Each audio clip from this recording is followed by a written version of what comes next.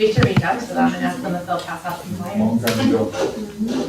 I'm not. Only the other capitals just drop them on their heads. Are you? I mean, St. Paul's is just a whole lot. Austin? Okay, see. Good glasses. Stepping classes.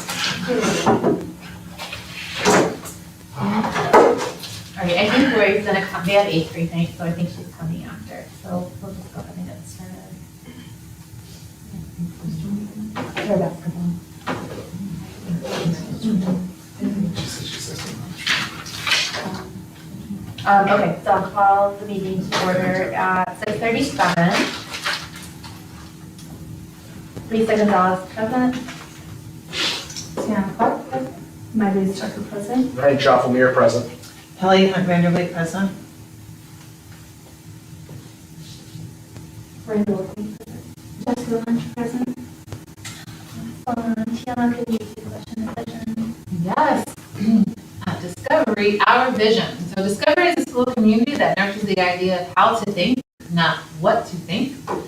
Our mission, Discovery Charter School will foster in its students the passion and curiosity necessary for lifelong learning. Students will develop the ability to think critically, communicate effectively, and excel academically. Through an integrated, place-based education, our students will become stewards of their environment and community. Awesome. And then informational, I added this to our agendas. Sometimes in my free time, I watch other board meetings, and this was on some of their agendas. But mostly it's just like to highlight the great things that are happening. So outside of the school report, just like in its own little spot. So the one thing that I thought would be good to put there today is the Science Olympiad. They're going to state. They got 6th in the semi-state competition. And our play is doing really well, and if you guys haven't gotten tickets for that, or tickets will be going on sale soon for that, make sure you get them. And Dow tickets, that's coming right up.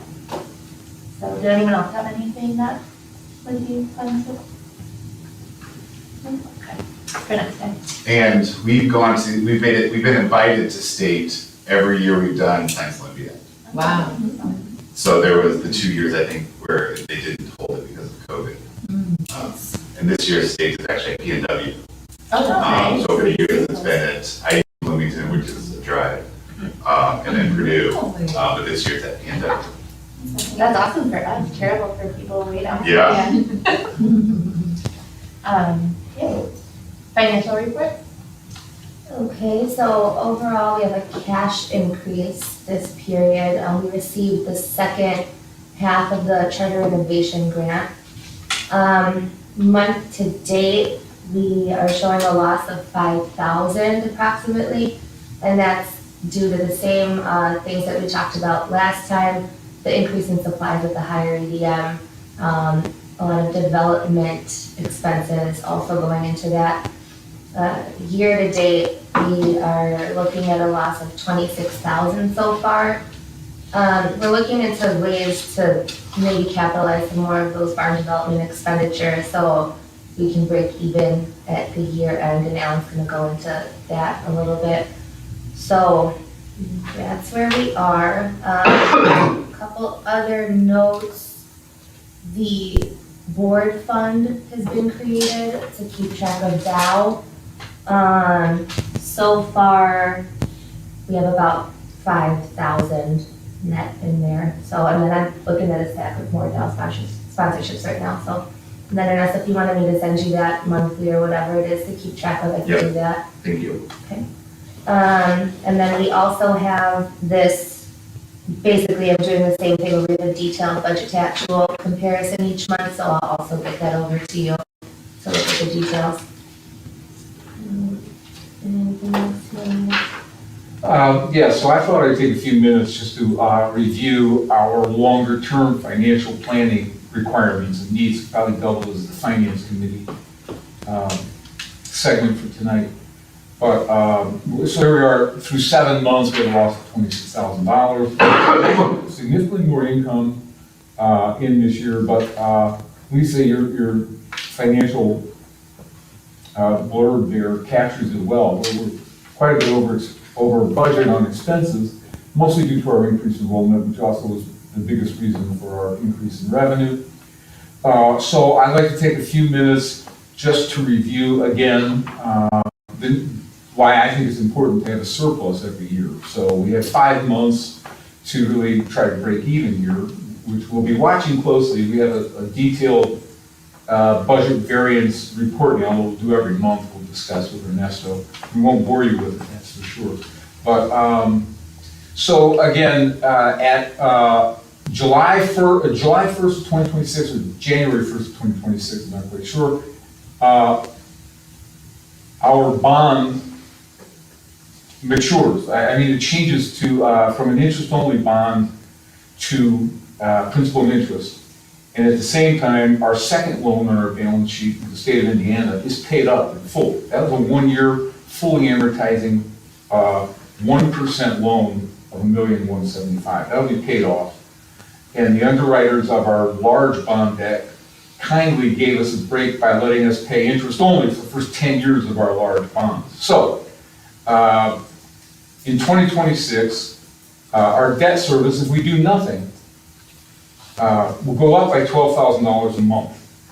That's what it takes to, it's $62,000. It'll go from $50,000 now to $62,000 a month. And what's the loan that we are paying off? Like, how much is that a month? $12,000. 39 and 12 are basically our two loan payments now. The 39 is exactly 7.25% of $6,470,000 liability on our balance sheet. That starts amortizing 10 years after the issue of the debt. So we're not required to do anything. If we do nothing, our debt service goes up $12,000 a month. Early on during that time, we did some stress testing, what have you, and we kind of determined loosely at the time that at our maximum, certainly at our maximum enrollment of 575, we shouldn't have difficulty meeting the new debt requirement. Then you look at the interest environment, so we're not required to do anything. We just start paying $62,000 a month. At the same time that the state loan was paid off. It's paid off.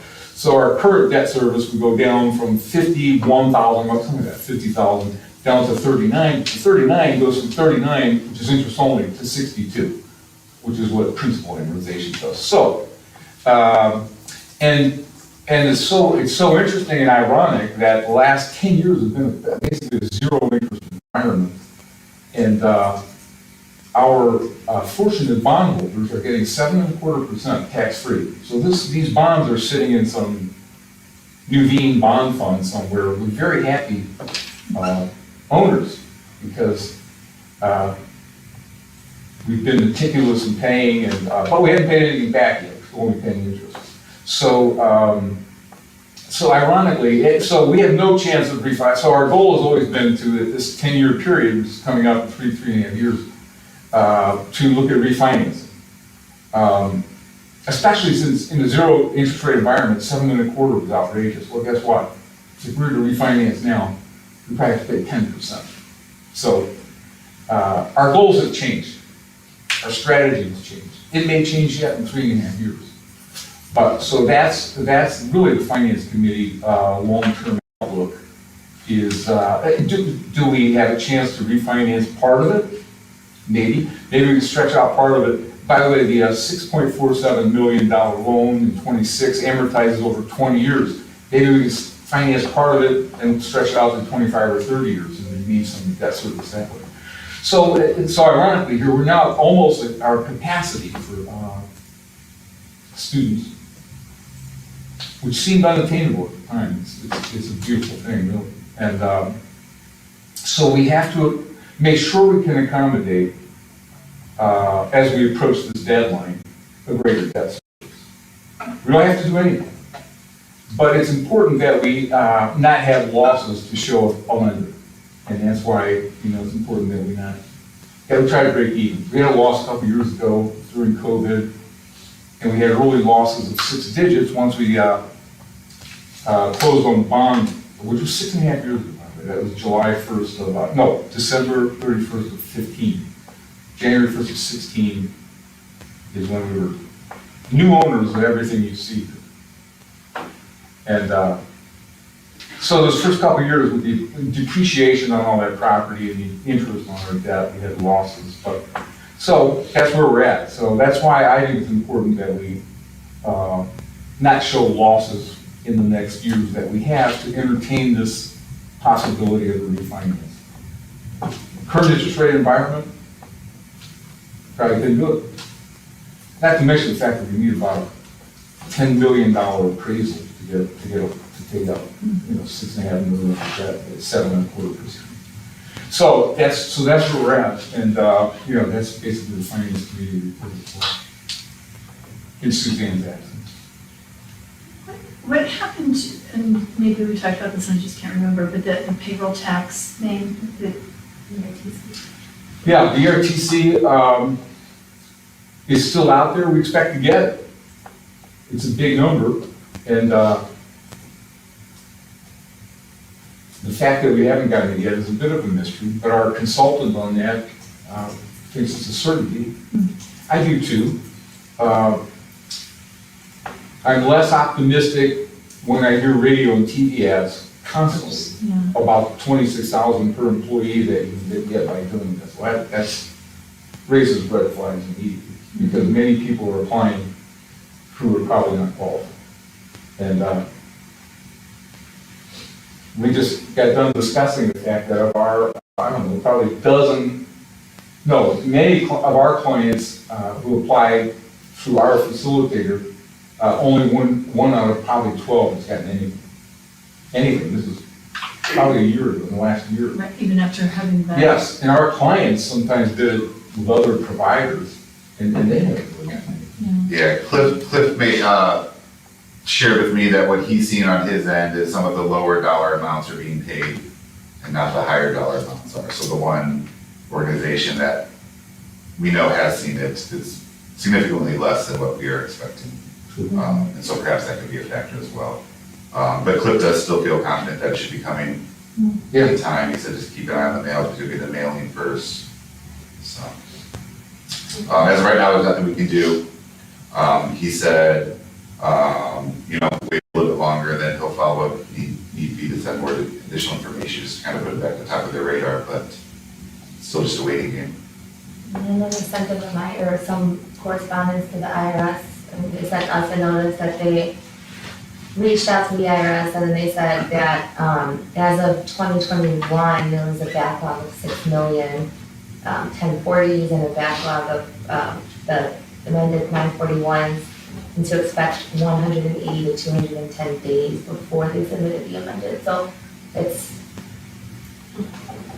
not unexpected that we have to receive it. If there's any pushback, or nobody knows what the IRS position is going to be, but if there's any pushback, our firm that facilitated this for us defends us. And for nothing. I mean, they're all contingent. They're get paid until we do. 15% of what we get, they get. And for that, they defend any pushback. And in the unlikely event that any of us reverse, they don't get paid for that. So it is risk-free for us. It'd be nice, but can we count on it? It's kind of in the back of all of our minds. Yeah. The history says, especially in our practice, the success rates are few and far between right now. Despite what you hear on the radio, at TV, constantly. I mean, I've had cold calls from various organizations. Sure. Asking if Sure. that they were interested in applying for it. Yeah. No, it's, there's no restrictions on its use, none, but it's taxable to taxable entities. Not for nonprofits, of course, we don't trust, but it is taxable, so I don't know what it's that prohibitive for the IRS to allocate this money, which is supposedly it's allocated. It's just wanting to get its way through the process. When we talked to Dr. Kelly, the first time, we had talked about the bonds a little bit, and he had mentioned that there was some bond companies that cater to charter schools. remember that completely. I don't remember. But maybe we could follow up with him and see if he has them, like a list of them or a couple of them. I get regular correspondence from charter school capital organizations, in fact, one by that exam, that seems to have. Yeah, there's been one or two that have come my way too, and I'll share it with Alan, and Yeah, And, we try to determine if it's real or just yeah, spam, right, right? right. It'd be tough. Yeah, so that's where we are with that. And I do think it's important that we at least break even and show a little surplus each year. And it might require some austerity here, who knows? As we get into this and build up to this, we may need to tighten it also a little bit. Any discussion on financials, questions? I'll motion to approve. I'll second. All in favor? Aye. Anyone opposed? All right, the financials are approved. The motion to approve it. The consent agenda, does anyone have any questions about anything in it or discussion?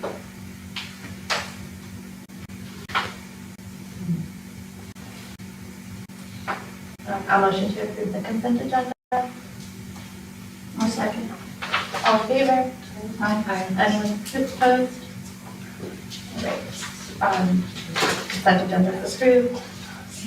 No public comment tonight. Let's see. Because there is no public here for our meetings. Strategic planning session, I just left it on here. I know we're gonna meet again and kind of go a little bit further into it, but just to kind of keep it in our minds and on the agenda. Annual report, I know we talked about it last time. I just kind of wanted to keep it in our minds again, and then do we have like a plan? Like, do you need anything from us about it, or you, from the board, or are you guys just gonna work on it, you and Alan? Or do you want, Did we decide that? I don't know that we decided how it was gonna we be didn't, put together, or who was gonna be responsible.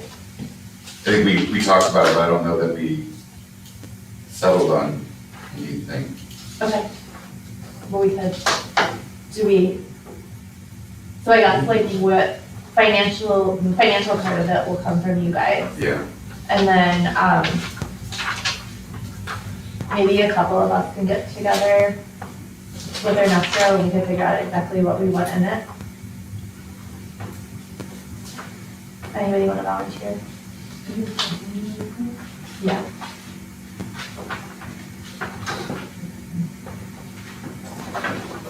So, and I think for comparison, I think what we're thinking about is like, other like not-for-profits, they create like an annual like impact report, right?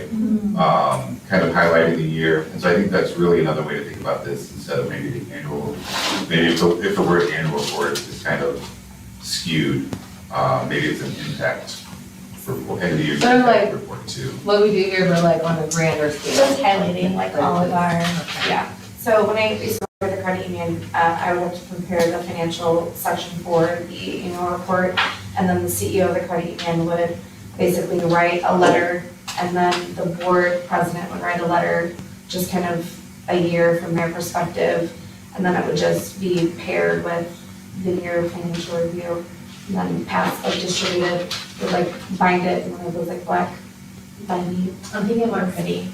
Oh, absolutely. I just read through the Opportunity Enterprises one. Yeah, so just like very simple. And so it was like, I think it was a letter from both the CEO and the board president, and then just information about the organization, right? Very simple. Easy peasy. So you will? Yeah. Okay. So we can find a time and meet and talk about it. Superintendent contract, I just wanted to touch base on that because that's gonna come up before we know it. So before the next, or after the next, I think it's before the next meeting at 5:30, we'll do an executive session. Does that work for everybody? Before the next meeting at 5:30, so March. So that is March 15, Yeah. which is Tech Week, Yeah, that's when we just. probably doable. Miranda, everything happens in chaos around here. There's always a week of crazy every month. Yeah, absolutely, it's always when the board meeting. I mean, we can do 5:45. Is that helpful? I don't know, hopefully we can work it out with carpools and stuff. I don't know what time we're supposed to be at Michigan City and all that, but. Probably like 4 to 7. Probably right. Okay, so we'll plan on that. 5:30? Well, let's do 5:45. I should.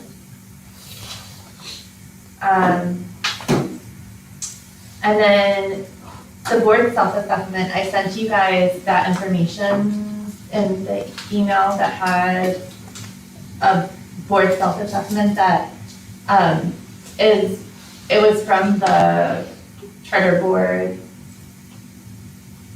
What's the, thing that we all are a part of now? And I thought that it was just really a good tool to kind of look at and to use and to help us to grow. So I thought after this meeting, everybody can kind of fill it out and then we can talk about it at the next meeting, and kind of see what our strengths were, our weaknesses, and what we can do better. Did you guys have a chance to peek at it? Well, that's long. Well, there was a couple of different ones, but the self-assessment was like 1 or 2 pages, it wasn't very long. Oh, really? And then there was a self-assessment that was like multiple pages, but I think that's more like the year in review. Oh, I only saw that. It said it took 15 minutes or something. I'll look for it. Is this the one, under 3 things? Which was on the attachment.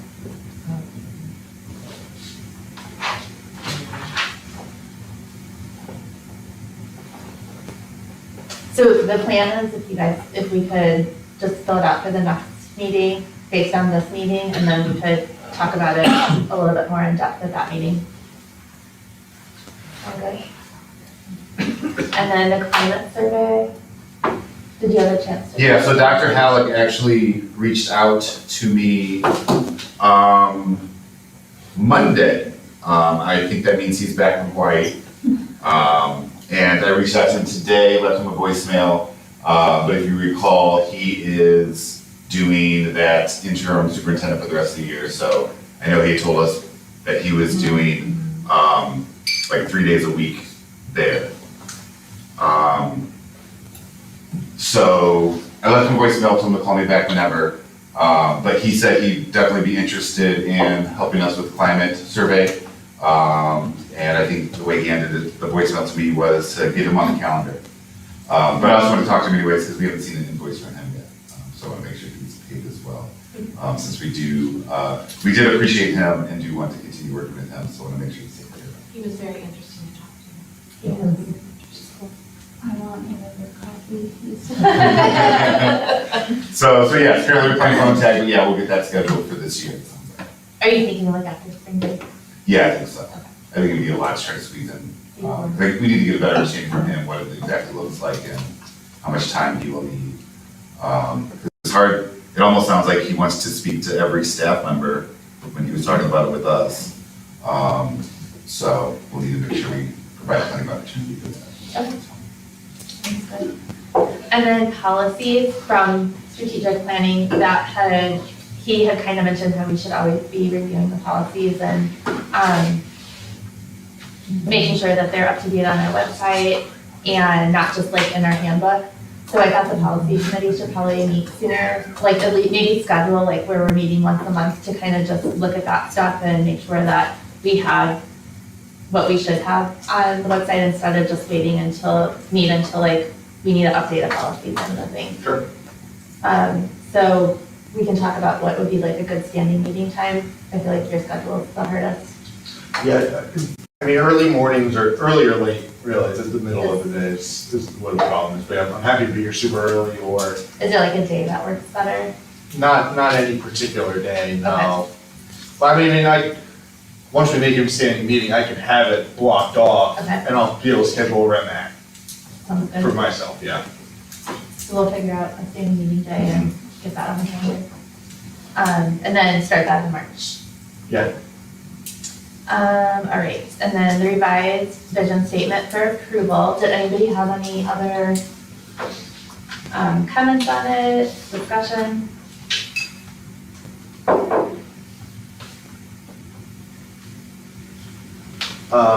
Yeah, so it's super technical, and I'm sorry I was absent last, board meeting and I wasn't able to hear the discussion that occurred.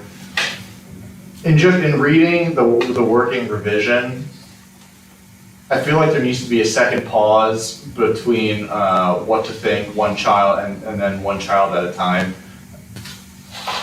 And a comma doesn't do it for me. What about like a double hyphen or something like that? I know it's really nitpicky, but just a suggestion. Where? I like it. After what to. After Yeah. what to think, instead of a So like an comma. M dash, you're saying? If that's what it's called. I would say double dash as well. Double dash. Does that have a name? Yes. M dash? Okay, an M dash. That's a technical term, there you go. Wait, what is it? The creative And- writer does and- it. M Yeah. dash, that's what I So learned. what, like this dash dash? Dash, yeah. Just a suggestion, I'm not married to it, but I feel like it gives that a little bit more of a space. I like the inclusive Yeah. community. I thought you wanted to like rework the whole thing. Oh, so you no, spread it out. no. Just punctuation. Just that one punctuation change. I'm totally stuck.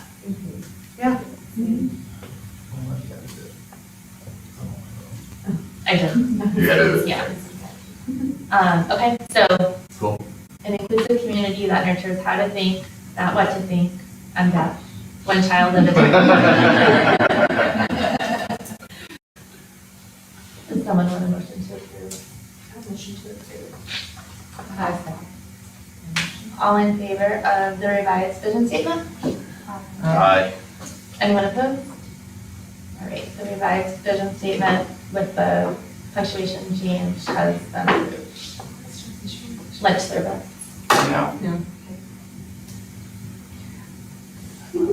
Yes, so did anyone have any comments on the proposed lunch RFP? I know some of the team that was working with Jen Hubble sent her some feedback, we make some adjustments. If not, then we will go ahead and approve that and we will begin that process then. And as some of you probably saw, Taylor wanted to come and have a talk with us because obviously they're interested in bidding again. And that's what prompted the lunch service survey that went out to families. So they'll share those results with us too. Is that who we currently have? Is Yeah, that- Okay.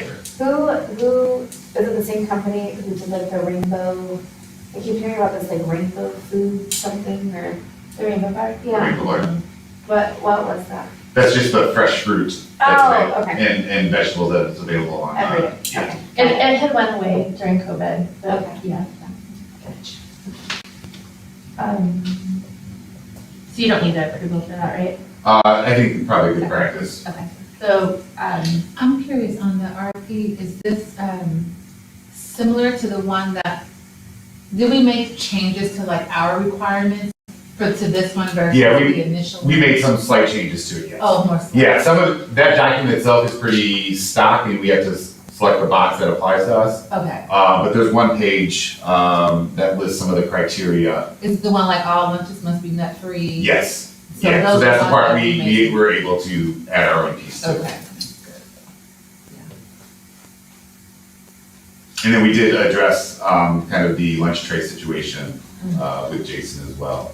And he's supposed to be even removing the styrofoam trays completely from the site. and three.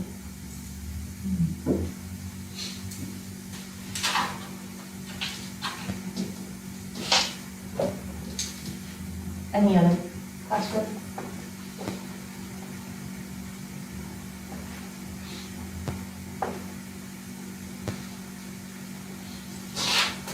I'll motion to approve the lunch service RFP.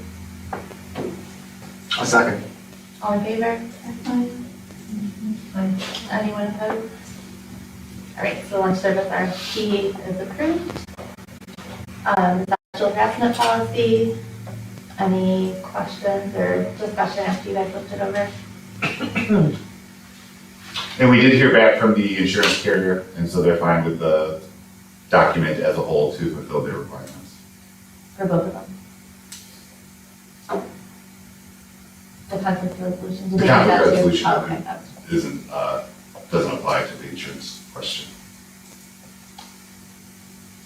I'll motion to approve the sexual harassment if you guys. Second. Oh. All in favor? Aye. Anyone opposed? The conflict resolution policy? Any discussion? And that's on that one. I noticed that for federal, there's a time period between receipt and resolution, that's 60 days. And we don't have one for the non-federal, so I'm just curious, is that something that we want to consider, or was that intentionally left? Which open? section, I'm sorry, Oh, It's the okay. last sentence. The very on the last, policy. yeah, very last sentence. But it's in reference to federal program, complaint procedure for federal Oh, I program. thought that was like, oh, Tiana, that could very well be because there might be a requirement under the federal law for the federal programs to have a decision Right. rendered within that period of time. But that's kind of speculating, though. I don't know for sure without knowing what. But should we have something for the non-federal Mhm. complaints? Or, So I apologize, I'm looking at it on my phone, but it looks like it's broken up.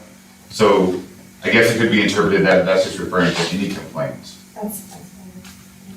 okay, Or is that not how it appears on this, on a the word? sentence right before it was still referencing federal programs, so Yeah. I thought that it was, No, I understand, yeah. We want to make it clear, so. Maybe the time period between receipt and resolution of any Any complaint. Yeah.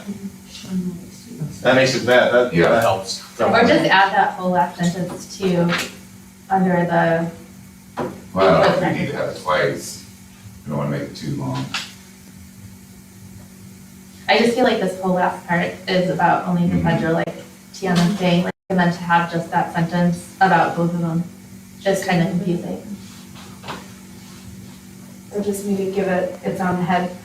Call it exhibit A.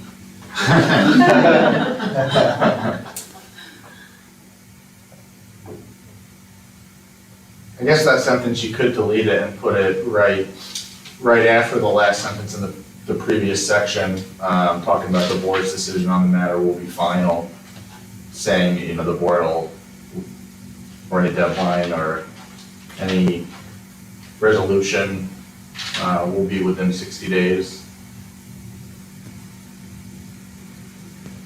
Yeah, we can copy and paste it, move it. I do see what Tiana means, Yeah. its placement, that it's referring only to the complaint procedure for federal programs.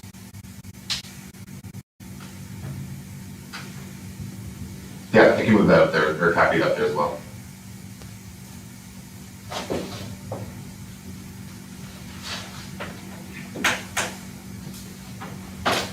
I mean, you could, like, who said, just, cut it, if, instead of putting it in both places, just put it there, if you're gonna put any in it. If you don't wanna put it in both places, you know what I mean? Yeah, we can do that.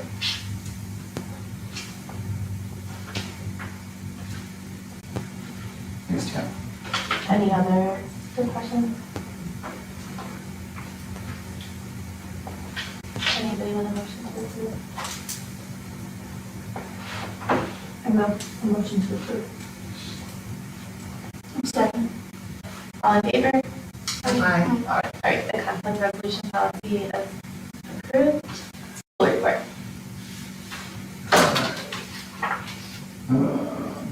Again, apologize, my Chromebook on this. Enrollment, 560, Our February 1 count was 558 though. The front entryway is finally done. Took like 3 more visits from hire to finish the alarm work and the magnet bar, but it is done. So we'll be working on rearranging the front office desk, breeze desk, to make that window more usable. But we are glad to have that, and then next step, then we'll be working on the rest of those window screens. As I shared before, we've been collecting roof replacements to help us with some long-term planning.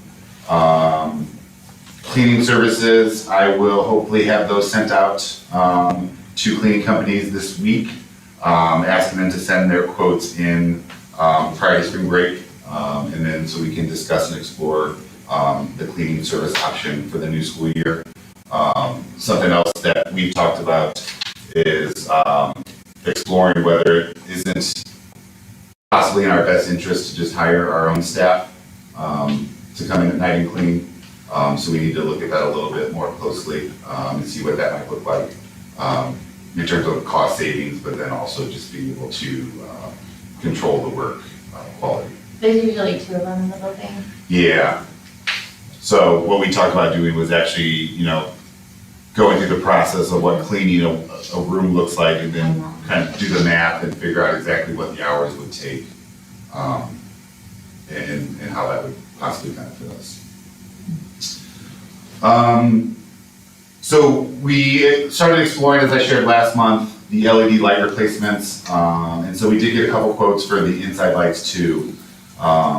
Because outside of the 4th and 5th grade wing, which is LED, because that's a newer build, everything else in the building is old fluorescents. It's a pretty big job.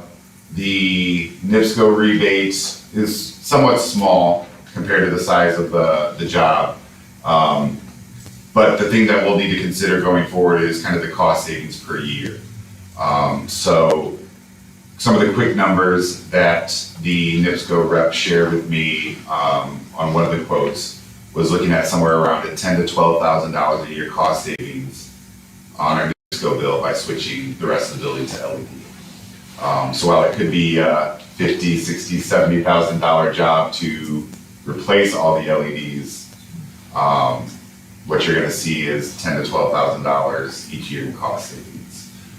So as we explore, our strategic planning and think about some of these other financial pieces, that's something that will be for us to think about too. Will that put the lights on and off automatically too, like in the new wing?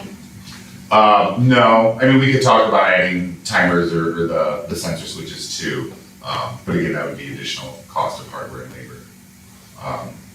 But we did talk about putting them for sure in the hallways, because typically they're pretty good about turning the lights off when they leave the room from cleaning, but then the hallways sometimes stay on, but by putting them on the sensors, that would be helpful too. So something for us to just have in the back of our mind, and so as I get those numbers a little bit more firm, I'll put those in the board, one of the board folders, so that way it's there for reference. We will be going ahead with the exterior lights though, because it will provide some additional lighting, or better lighting in the parking lot. Just waiting for updated numbers on the quote. Is there lights up here too by the barn? Yeah, I feel like it looks like. well, it's hard to see because we're seeing our own reflection instead of seeing the outside. We finally received replacement Chromebooks from the Chromebooks that we purchased this summer for middle school, that would not hold a charge. It was the hugest ordeal. And they picked them up and they're all working fine. So I spent all of last Thursday and Friday unboxing and reboxing. that's what those boxes Yeah, so that's there's still some boxes up in my office. So we finally got those Chromebooks squared away. Student fees to date, we've collected, and this may be a little bit off because there's still fees coming in each day. $42,747.41 in student fees. There's still an outstanding amount of $29,000, again, give or take. We've sent home, what's that? That's our negative January. We've talked about accruing that, we don't know if it's collectible. Yeah, we've sent an all school reminder here earlier this month in January. We've sent paper statements home.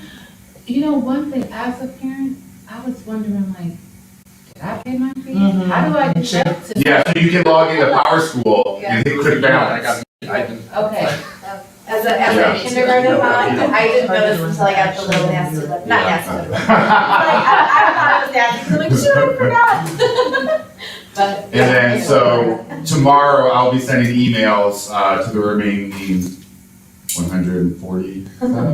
it said that to the people, like it said, go here to check. I don't know if it did. That might be helpful. Okay. To just add That's good to that. know. I'm pretty sure John Hubble sent an email, because I Okay. looked in my email when I got the letter, and it had the directions on On how to exactly how to check that, go. okay. Yeah. I don't remember seeing it. But if it's good, let's add it to whatever you're sending. Yeah. Just add it to that. Well, the email I'll be sending tomorrow is only to those with outstanding fees, That's Right, instead of the all. right. email. So I think that'd be helpful for them, because With the directions. yeah, with directions to know if they are or not. Because they might have ignored it thinking they already paid it. Yeah, well, we won't be sending any more all school ones, because it's one of those things, you don't send an email to everyone when it only applies to. Oh, I see what you're saying. Yeah, I'm only sending the ones Maybe it's tomorrow. like Yeah,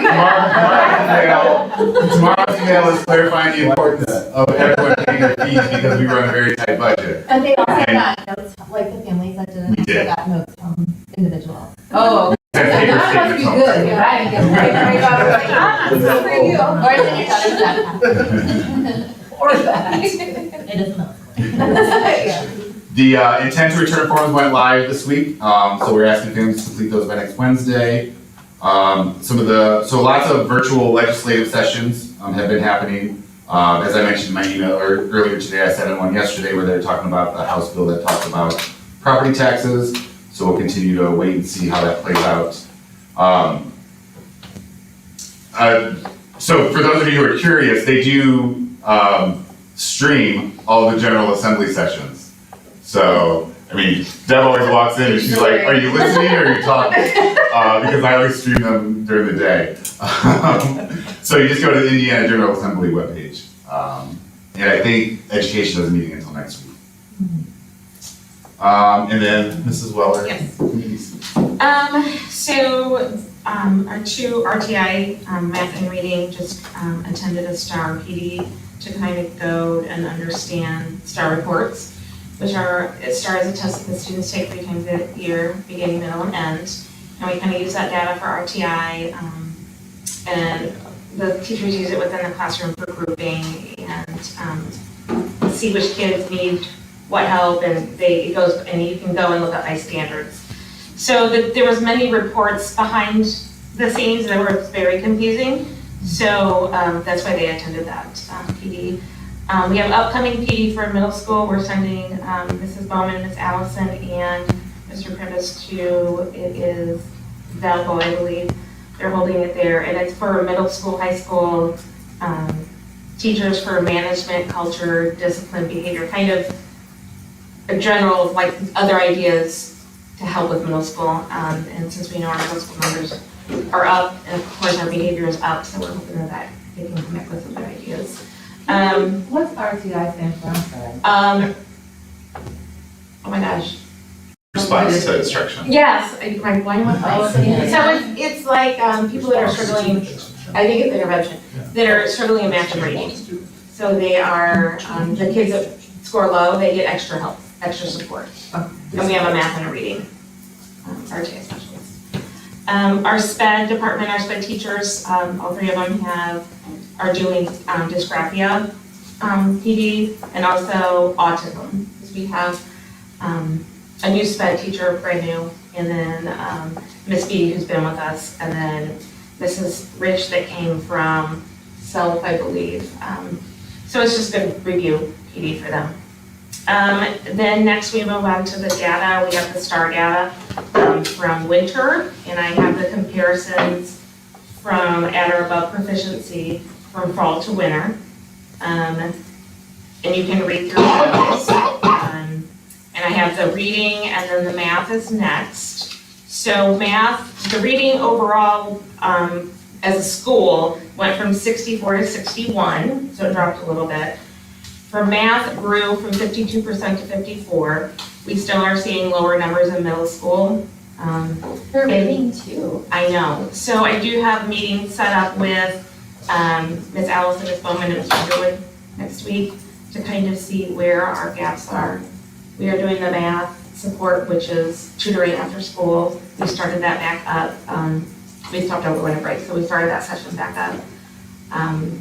But reading, that dropped too. So I I'm just mean, gonna, 8th grade math is really concerning. Yeah. yes, and you know, part of it, after talking with the teachers, you know, it's a smaller population, and also it's very hard, very difficult to encourage middle schoolers to do their best and not just rush through it. So are we seeing a drop because of that? Are we seeing, you know, what are the teachers seeing in the classroom versus the STAR scores? But it's also pretty compared to the math anyway, to what our iLearn scores were. Yes. Which Yes. kind of says it's probably accurate. Yes. So we're meeting, I know Mr. Underwood went to different PDs. He attended one for iLearn for math, different strategies, and he shared with the other teachers. We're adopting a new math curriculum, which they're narrowing it down. I'm hoping that will help as well. So we're just looking at different things and trying to figure out how to close that gap. Is our math for middle school, so I know like in the traditional public schools, they have like algebra classes, and is it all encompassing for, instead of being like the different classes, could that be where some of these gaps are? You mean from like algebra to, like the different levels of math? It could be. I know he's looking at I met with him with the new curriculum, and he's picked out some different choices. And he's looking at different versions of what we have. So I don't know if that is what's causing those gaps, so that's kind of where we're gonna meet to talk about that and to see what they're seeing in the classroom now versus fall, and kind of create a plan together. And my last thought is, in middle school, maybe, like if the kids are lower, is that holding back the higher kids because they're not teaching up here where Right. the kids are in the middle, they're continuing to teach down here?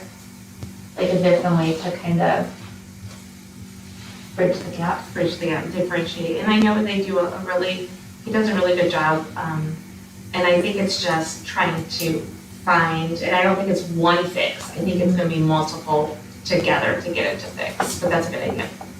I will, so, it can be, it's just really hard to say, so, we're working on that. Also, you hit on, you know, the difference between how the student is doing in class versus the test. That's one of the things I'm just always not so sure on is how accurate are the tests versus what we're seeing them do in class. Right. I know we're holding to the test and we can do it about it, Right, but I don't know if it's really a true correlation to that student's ability. Well, but on the flip side of that, it makes me wonder, are we not teaching what we're gonna need to be teaching when these kids go on to high school, right? Because this is what the standards are that they're being tested on. You know, with that many groups, do you know, like in a traditional public middle school, sometimes they have the different levels of math classes, and we don't have that here.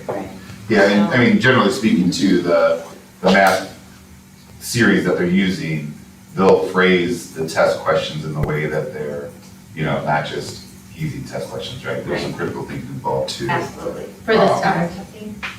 yeah, Well, but I mean, even mean like the textbook research. Right, So like their tests are putting forth in a way that, you know, it's not just solving a problem, there's critical thinking and there's problem solving involved too. absolutely. So there's always gonna be a natural disconnect between a standardized test and what's happening in the classroom, to Tiana's point, just because they're not made by the same people. Isn't it interesting though, like, shouldn't they, I mean, this isn't our problem to solve, but like, shouldn't they have a Yeah. a connection? Yeah, and so as far as like the iLearn goes, there are resources and old released items that are available for teachers to use too, so they can see the types of problems Right. that are normal for 8th grade or 7th grade or 3rd grade. You know, and it's unfortunate that math isn't all about numbers and what we learned as math, it's a whole different world. So, But I feel like in the computer guide, but in the K through 4 or 5 grades, like, we're doing really good and that stuff, so where's the disconnect? Right. Like, because you could say that, I feel like if we were overall, that was true as a school, but it's not. So then I feel like there's something else that, it's missing. yeah. Well, I mean, everything took a hit when the test changed again. But yeah, I mean, there's always historically been a lower number as you approach those middle grades. I mean, they're not elementary kids, right? They're not high schoolers where they care about their futures just yet. And some of them, I think to Right. Deb's point, it's like some of them truly do just race through a test in 5 minutes. I mean, they can see the time. We had a student a couple weeks ago that, he's getting A's, he aced all of his tests, but he was down in the 3 percentile on the STAR. It's because he just didn't, he was doing it. Could they be graded on the star? Or like, if they're graded on the star? And you know what is, the strange thing about the STAR, right. It's like, how do we get them to take it seriously? Incentivize them? Exactly. It's nothing. And it's not the same test that they take from fall to winter either. It's not the same questions, it's not sometimes even the same standards. Is that the one that gets progressively harder if they do well? Well, not necessarily harder, but it'll adjust based on Right. student previous responses. Oh, right. Yeah, so it's adaptive. So if they guess wrong, or if they guess right, or if they hear one question and they don't, so it's just so subjective that it's just another piece of the small puzzle of how the student is doing. And when was the last time it was changed, you said, Melissa? We haven't, so I was on one of the Zooms, and there's not been a new letter grade in 5 years because of testing and COVID. So letter grades have historically been based on the iLearn or iStep scores before that. And so we're in year 5 of not having a new accountability grade because of the change in testing and the hold harmless, and then the COVID and the hold harmless. So that's the same for everybody. Yeah, that's for everyone. So the new test is roughly 3, 4, or 5 years in the making. But then COVID hit, right? So I think it was year 2 and then COVID hit. And then what they're discussing now is if they can keep the hold harmless for 1 to 2 more years, because now there's the new student dashboard that they released. And it highlights 3rd grade reading and then 3rd and 6th grade growth on iLearn. And the hope and the push is that becomes the accountability piece as opposed to the current accountability grade. So that's a discussion that's happening at the legislative level. But then, our last accountability grade took a hit even though we were hold harmless. We got docked because of the attendance piece, because now attendance has become part of the accountability factor. And not just us, I mean, lots of schools did. So you got the double compound of new test and then COVID, and then recovery from the COVID, which is where we're at now. So again, like I said, we're working on the math curriculum for next year. There's nothing for the special events or policies. We are, our policies actually, I met with the Mrs. Dufresne, who is in charge of the policy and events committee, to kind of revamp the student dress code for next year. So we're working on that. Learning experiences in January, 1st grade went to the South Bend History Museum. Mrs. Medley's report for January, social emotional learning, topic connections. The Angel Tree families helped 15 families and under 30 children. She's continuing to gather snacks provided over the last couple of months to see if there's a need to provide that for our students. Media testing starts on the 9th, so it looks like she started already. Sorry. That's our what? WIDA, W-I-D-A. Yes. Too Good for Drugs in 8th grade, and they're gonna be starting 3rd and 5th soon. And February, social emotional, again, critical thinking, body safety was done on February 2nd and 22nd. They were able to use the pavilion so that we fit, there were 6 grades in here at a time. So 6 classes. 6 classes, so 2 grades, 3 of each, and it literally, it filled the floor up. But it was nice that they could come out here and do that. Middle school behavior plans, we started to implement some reflection on the middle school students that get suspended and after-school detentions. They also have a reflection sheet that they have to fill out. It's a 10-question, and on why they're there, why they chose to do it, how they should make different choices in the future. Small groups, she's still doing the friendship groups. Ashley, her intern, is doing cyberbullying lessons and 8th grade transition information in March. It looks like CHS is scheduled for March 8th. Just as with registration, looking for March 8th. And then down to discipline. In December, you can see the numbers. January is wrong. I don't know if I emailed it to you wrong, which is a strong possibility. But December, there was 4 elementary after-school detentions and 11 middle school. 0 elementary in school, but 5 middle school. Out of school, 13 for elementary, 3 for middle school. January, there were 16 elementary after-school detentions and 20 middle school. And in school, 2 elementary, 3 middle school. Out of school, 21 elementary and 12 middle school. So it's getting later in the year. The infractions are adding upon each other. So that's why there's more out-of-school suspensions. And it's just, I think everybody's ready for spring break. And, yeah. So, I don't have any questions. I guess it's just interesting looking at the numbers that expected to see more on the middle school side than the elementary. I think it's because elementary is such a larger population. Kindergartners are rough. And Well, and some of the, they're still getting used to how to kindergarten, right? Depending on their preschool experience. 114 days and they still are not used to I it. don't know why they keep picking people where, put your hands around their necks. I know. So we also have implemented for middle school, any suspensions. The parent has to come in before the student returns. And we meet with the parent and the student, and figure out what we could put in place, so the seriousness of the infraction, helping the parent support us, but the student making better choices. So on that, the reflection sheet that you're having them fill out, how's that going so far? It's not too bad, because they have to have a minimum of 3 sentences. It has to be genuine, or they will redo it and have the consequence again, or they would be sitting in my office and we'd be writing it together. I will say, the middle school kids that Mrs. Medley and Mrs. Frank and I went around after Christmas break and kind of talked to all the middle school homerooms of, what can we do to help you make better choices?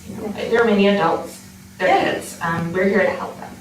And there was a couple middle schoolers that shared that those reflection sheets were not fun, and they shared them with their classmates. Because it was not just a one-word answer.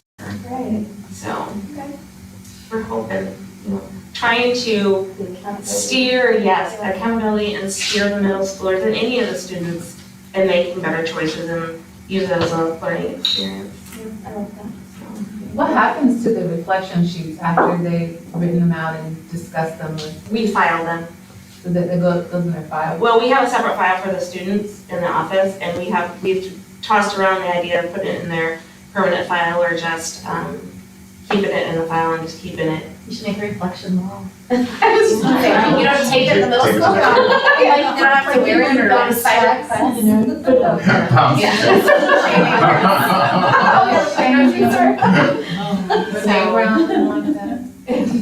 And so Deb brought up the idea too of exploring some restorative justice Absolutely. in school and restorative practice in school. And I'd like so to. get they're gonna sit in on a webinar that we purchased and kind of just start that thought process. Because I think it would be helpful for all grades, because they're learning and we're adults and we make mistakes, and I think that's how they learn. And if we can have that restorative circle where we talk about it and we've handled that differently, what did we learn, you know, and having a safe space for everyone, especially if middle schoolers are not getting along. That's our big issue too, and that's kind of what we do now is we set that group of students down and we kind of, you know, navigate around that. So, but I think that is something I really want to do next year, for sure. It's just trying to get everything organized. Yep. Any other questions? Okay, working group development. We signed up for the Valpo Kids Day Out again, which is in April 30th, I think. Tours, we have quite a few tours until kindergarten night is being planned for the day before Lovato, where they can come and meet the teachers, kind of get an idea of what class is gonna look like. The billboards are up in Michigan City, Portage, and Back to Portage, Portage, yeah. because we decided against the Maryville one, and the other one in Portage that we wanted is fully booked. So, and also the same billboard as in June, you guys might have seen it, on the chamber board. And that's it. I think. We've done sponsorships at the Valpo Y in the gym, so we'll have a banner. We did State Park Little League, so we'll have a sign on the field, and Valpo Sports. So they're giving us some spring baseball, softball, and fall soccer recognition on jerseys, and then also field sign. Which is your idea, I think, for last meeting. For the Valpo. Valpo Sports. And I was running at the Y, the Valpo Y, and I saw In the gym? at the gym, and I took a picture, but I forgot to send it to the board because I was trying to finish that run. Now I just remembered, I was sending it to y'all. I was like, this is so cool. Finance. No meeting just yet, but we'll need to start looking at planning for budgets and then to start addressing the other financial pieces. And then I think we all probably agree that there'll be kind of a goal objective related to finance as well with the strategic planning, so. Policy we kind of already talked about, we haven't met those. Deanie? Yeah, so we had our kickoff meeting tonight for diversity, equity, inclusion, and belonging. And we'll continue to flesh that out more. So the determination of, you know, which pieces do we want to tackle first and how, and, you know, how we'll get everyone on board and get people bought in and so on and so forth. So we'll just continue to meet and flesh all that out, update everyone. And then Discover Our World is going great. Ticket sales, maybe we'll go up tomorrow, maybe we'll go up Sunday. Not ticket sales, ticket prices. We're doing good with sponsorships, good with ticket sales. Thank you for those who told me when you could work. And if you haven't, please let me know. Okay, sorry. And anything else, Kelly? We're gonna work on that, but Yeah, I don't think so. Get your jeans ready. Get your outfit. Pack update. All right, so as of January 31st, the balance in the PAC account was $34,180.45. We voted on and have paid for the Fall Fest location. It's going to be at the Central Park Plaza, I think it was last year. And the date for that's October 8th, so Sunday. We recently just had the Chocolate and Canvas fundraiser, which was involved in a lot of other things going on all at the same time. So we sold 41 kits. I don't have a profit total back on that yet. But we were talking about doing another one possibly in the spring because there was some feedback that wasn't advertised enough and that some people missed out on it that would have liked to participate. I heard we had over 65 volunteers yesterday for Valentine's Day parties, which was awesome. Deb and I met last week to start talking about Teacher Appreciation Week. So that is getting planned here soon. Let's see what else.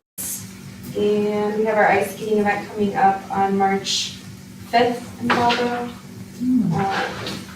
So some more advertising information coming about that as well. We're just trying not to overshadow that. That's about it. Which one was the one, I'm sorry, which one was the one that you said you were gonna do again because it wasn't? So we did a chocolate and canvas. It was, last year they did it was like around Christmas time, they did a cocoa and canvas. But we had like Green Fun going on, we had the Heart Fun going on, we had down stuff going on, we had Valentine's Day parties getting planned, so it kind of got lost in the mix a little bit. So we're talking about positive Mrs. Hansen's up for it, we might bother to try to do another one in the spring. With nothing for it.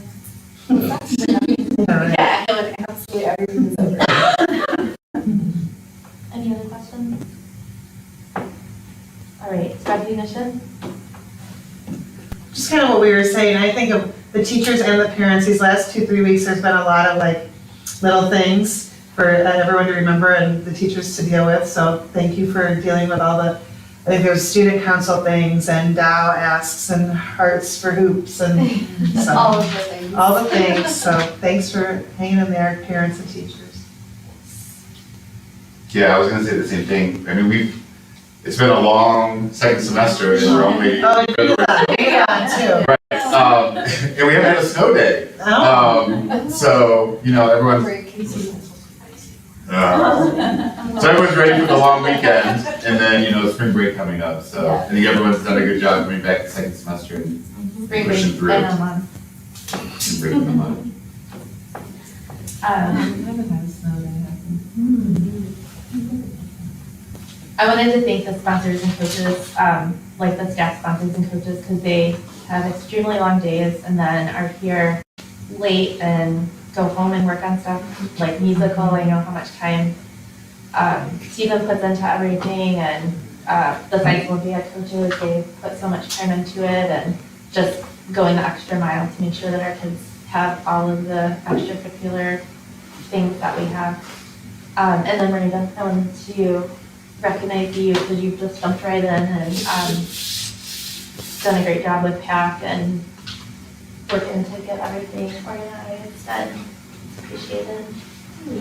And our volunteer with the most last month was you, but not you, was Adriana Gonzalez, and I just wanted to recognize her because all of our volunteers are so helpful for everything that we do.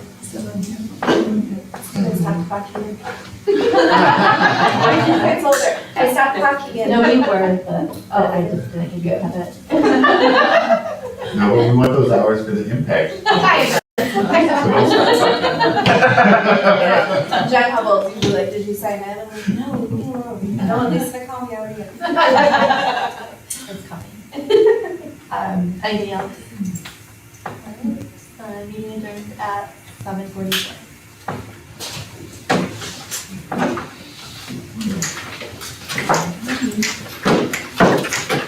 Sorry, we couldn't have that meeting.